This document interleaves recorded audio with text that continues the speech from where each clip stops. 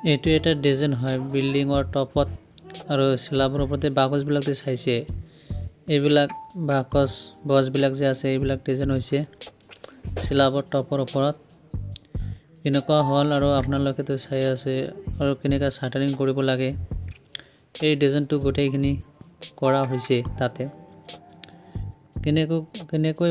বনালো আৰু এইটো আপোনালোকে চাই থাকক এইবিলাক বিম দুই সাইডত হ'ল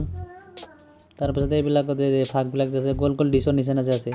এইবিলাকৰ মাজে মাজে আৰু জালি হ'ব জালি দিয়াৰ পিছত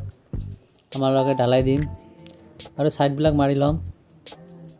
চাই থাকক আপোনালোকে এইটো এটা গুৱাহাটীত স্ল্যাব ডিজাইনৰ কাম হয় আৰু এই চেনেলটোত এতিয়াৰ পৰা আমালোকে ভিডিঅ' দি থাকিম ডিজাইনৰ আৰু বিল্ডিঙৰ কাম বহুত পাই থাকিব এতিয়াৰ পৰা এইটো এতিয়া ডিছবিলাক চাইছে থালিৰ নিচিনা আছে তাত ফাকে ফাকে গেপবিলাকত আমি জালি বিছাই দিছোঁ আৰু এতিয়াৰ পৰা এই চেনেলটোত আমাৰ বিল্ডিঙৰ যিকোনো ডিজাইন বা বিল্ডিঙৰ কেনেকৈ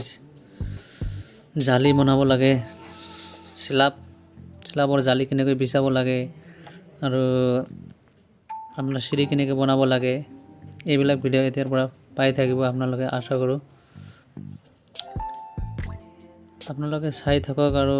এই যে গোটেইখিনি এনেকুৱা হৈ গ'ল এতিয়া আমি ঢালাই দিম সাইডবিলাক মাৰি লৈছোঁ ঢালাই দিয়াৰ পিছত আপোনালোকে এনেকুৱা যে বাকচবিলাক চাওক আৰু কেনেকুৱা ধুনীয়া হৈ গৈছে এতিয়াৰে পৰা আৰু এই বিল্ডিঙৰ কাম অল কেনেকৈ কৰিব লাগে বিল্ডিঙৰ অল ডিজাইন বিল্ডিং কেনেকৈ বনাব লাগে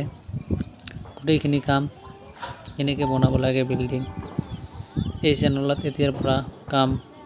কেনেকৈ কৰিব লাগে গোটেইখিনি ডিটেইলছ পাই যাব আপোনালোকে আমাৰ চেনেলটো ছাবস্ক্ৰাইব কৰি ৰাখি দিয়ক মই আশা কৰোঁ আপোনালোকে ভিডিঅ'খিনি চাই ভাল লাগিলনে